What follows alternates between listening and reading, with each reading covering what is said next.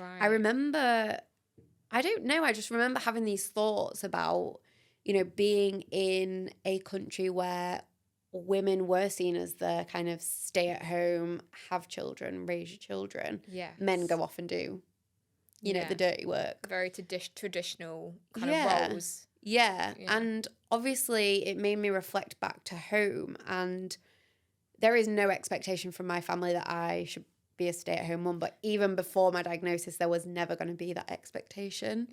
You know, my family are really hardworking. They would encourage anything and everything that I want to do, and I believe that that would be the case no matter what. So I was just reflecting on the fact that, like, there are girls out there in Malaysia who will have MRKH that won't be able to have children. And it really made me think about what life is like for them. Because there are a lot of places where, you know, young girls, they do get married young, they are expected to have a family, and what happens in those instances where they can't have children? And that must have really understandably touched a nerve. Because it's almost like, when you think about anyone that is no one else can be in your body, only you can live your life. But those people that have that condition, that is a very close connection, probably as close as you can get, and it's almost like there's an invisible cord between the two of you. So that must have brought up a lot of emotions in that moment. I remember one of the, you know, where the tire burst.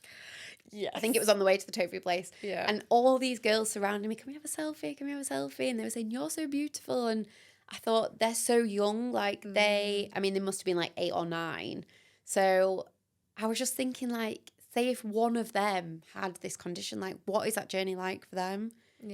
Through everything, like the medical help, the understanding, it just kind of blew my little brains for a while whilst I was out there. And I think it did bring up a lot of emotion. It sort of brought up that frustration, but also that kind of, like you say, that just connection to want to help. And even now I'm like, how would I even go about helping the rest of the world kind of understand?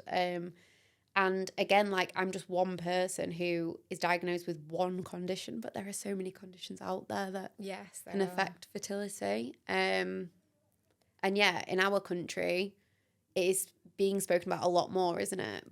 Well, thanks to you and lots of other really amazing people.